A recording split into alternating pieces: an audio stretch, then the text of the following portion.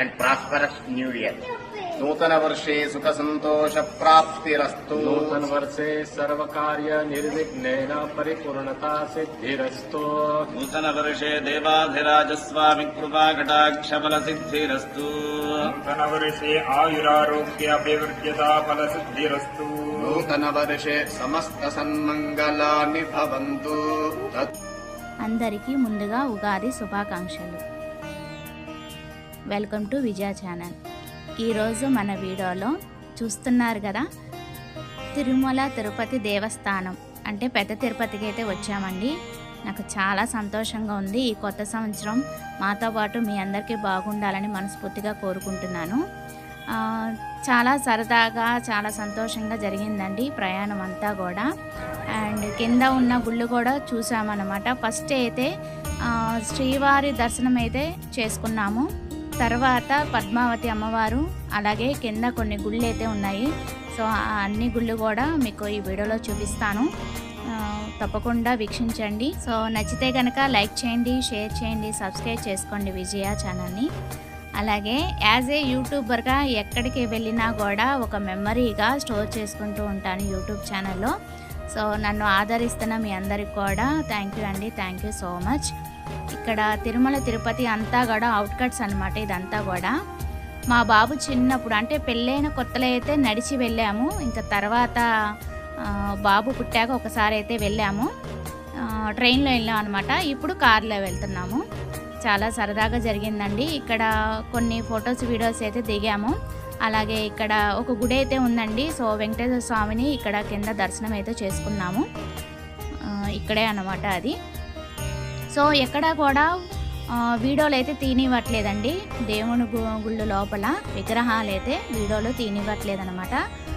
So మా friend ఇక్కడ కూడా వెంకటేశ్వర స్వామిని దర్శనం చేసుకున్నాము.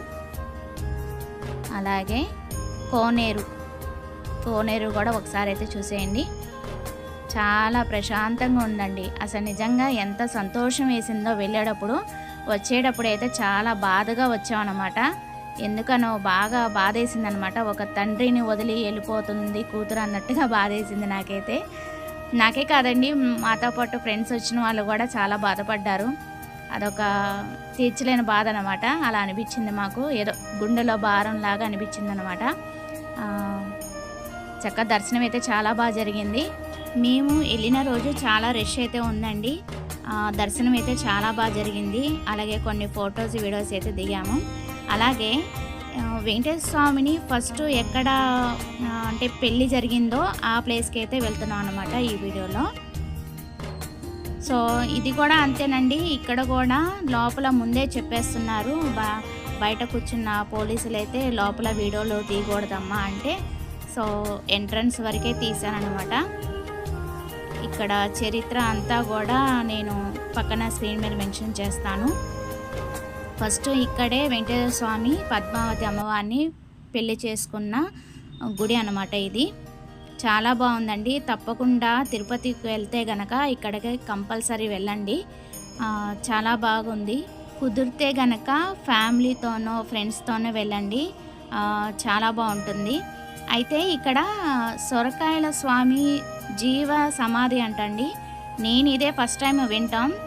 అసలు ఏంటమ్మా దీని గురించి అని అడిగితే చెప్పారండి. పంతులు గారు కూడా చాలా వివరించారనమాట. ఇక్కడ మనం ఏదైనా కోరిక అనుకొని అది నెరవేరితే వచ్చి సొరకాయని సమర్పించాలన్నమాట. దీని విశిష్టత అంతా కూడా పంతులు గారి మాటల్లో అయితే విందామండి. సో ఒకసారి అయితే ఇక్కడ మొత్తం గుడి అయితే చూసేద్దాము. చూస్తున్నారు కదా, మొత్తం గుడిలో లోపలంతా కూడా సొరకాయలు ఉన్నాయన్నమాట. సో కోరిన కోరిక తీరిన తర్వాత సొరకాయ అనేది సమర్పించాలంట. పైన అంతా కూడా గుడి చుట్టూరా కూడా సొరకాయలు కట్టి ఉన్నాయన్నమాట. ఇక్కడ హోమం కూడా జరిగింది ఇప్పుడే. చాలా బాగుంది. ఇక్కడ సొరకాయల స్వామి ఒక జీవిత చరిత్ర అయితే ఇక్కడ నోట్ చేసి ఉందండి. ఇక్కడ బోర్డింగ్ అయితే ఉంది. సో అదైతే చదివేస్తున్నారనమాట మా వారును మా ఫ్రెండ్. మొత్తం అంతా చదివేసిన తర్వాత దర్శనం చేసుకున్నాము. అసలు ఇదే కదా ఫస్ట్ టైం రావటం. సో అందుకని అసలు ఏంటి సొరకాయల స్వామీజీ జీవిత విశేషాలు ఏంటి అనేది ఇక్కడ వివరంగా ఉంది. సో ఇక్కడైతే ఒకసారి అయితే చదువుకున్న తర్వాత తెలుసుకున్న తర్వాత లోపలికి వెళ్ళి దర్శనం చేసుకుందాము. ఇక్కడైతే చాలా సొరకాయలు అనేది ఎండిపోయి ఉన్నాయండి, మీకు అది కూడా చూపిస్తాను. గుడి చుట్టూరా కూడా కొన్ని అయితే ఎప్పుడో కట్టినాయి అనుకుంటా. చూడండి సొరకాయలు ఎలా ఎండిపోయినాయో. సో అంటే కోరిక తీరిన తర్వాత కడతారంట, సమర్పించుకుంటారంట. ఇట్లాగా బాగుంది. నేను ఇదే కదా ఫస్ట్ టైము వెళ్ళటం. చాలా గుళ్ళు వెళ్ళామండి చెప్పాలంటే. కింద చాలా గుళ్ళు, చిన్న చిన్న గుళ్ళు అన్నీ కూడా తిరిగామన్నమాట, కారు ఉంది కాబట్టి.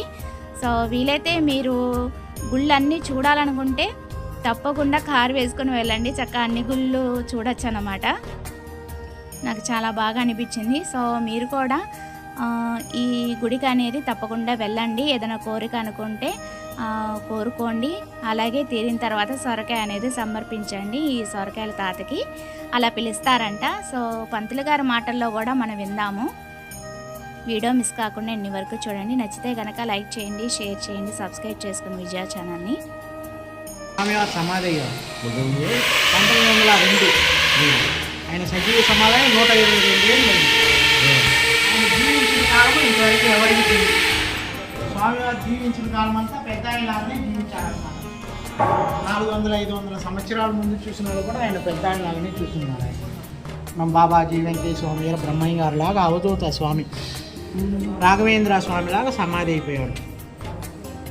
ఎలాంటి దుష్ట ప్రయోగాలు, చేతబళ్ళు, గాలి పట్టుకున్న పిల్లకాయలు లేని వాళ్ళు, పెళ్లి కాని వాళ్ళు, ఉద్యోగాలు లేని వాళ్ళు, చదువు లేని వాళ్ళు, ఎలాంటి ఇబ్బందులు ఉన్నా ఈ గుడికి వచ్చి ప్రదర్శన చేయించుకొని గుడి హోమం కాడ కూర్చొని కోరుకుంటే ఎలాంటి ప్రాబ్లాలు ఉన్నా నయమైపోతుంది అనుకుని జరిగిన తర్వాత మరి సొరకాయలు తీసుకుని వచ్చి కడతారు.